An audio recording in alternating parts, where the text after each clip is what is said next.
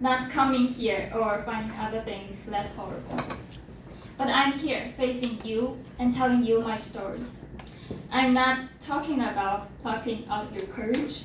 I'm also not talking about pushing your limits or stepping out of your comfort zone. I'm talking about to be honest, to convey your true feelings. I think this is brave. So let me tell you my story. I was in junior high. I had a very close friend. We went to bathroom together, we went home together, we went to stationery store together, we ate lunch together, we spent most of our time together. She accompanied me like the whole 3 years. I said almost the whole 3 years because we had an argument. We fight for a tiny thing. That day, it was a summer, so the weather was scorching hot outside. We had an air conditioner on, we had a fans on. So you know that when something goes to the opposite, when you do something too extreme. So at the time, I was very cold and uncomfortable. So I stood up and turned the fans off. She turned around to me and didn't say anything, but her facial expressions was like, "What? What are you doing?" The weather was 33 Celsius degree outside. And then she stood up and turned the fans on.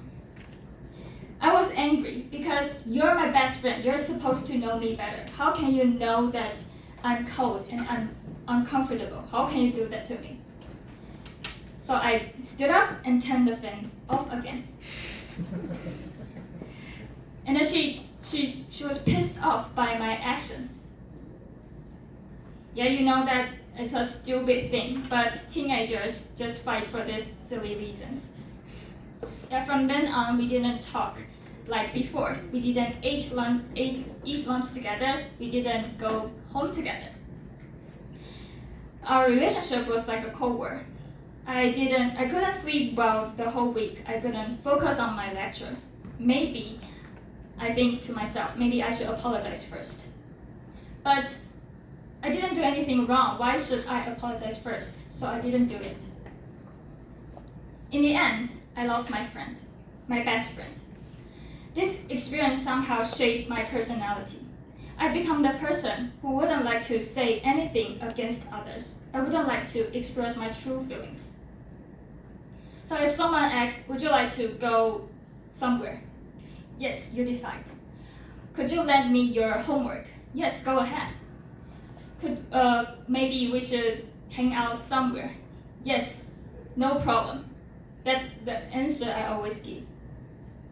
I thought that by not rejecting others and not having opinions against others, I could have strong ties with anyone. But this didn't work. One day, another friend told me she would like to hang out with another people. She described me as a wooden girl. Always yes, always nodding my head without any personal thoughts. She said it is meaningless to speak her sad stories to a wood. Oh my God, not again. What can I do? If I speak up about my true feelings, we might have conflicts. We might go against with each other. I pondered and pondered. It seems like no matter what I do, there's always someone who won't agree with me. That's a normal thing. It suddenly dawned on me that everyone has their own idea. So conflict is unavoidable. The only thing I can do is to be myself, to express my true feelings, to be the real me. Even though I'm still afraid of saying no, or I don't think so, I started to change my behavior. And you know what? I somehow felt that conflict is not a bad thing. I enjoy having a conversation with my friends, discussing some latest news. I enjoy be proud of myself to stand for my opinion and defend it. If I hadn't had a chance to express my true feelings, I wouldn't experience these kind of things. This experience is a mixture of fear, thrill, somehow excitement, and pride. So here I invited you to speak up yourself, to raise your hand, and to do whatever you want in Toastmaster. Thank you.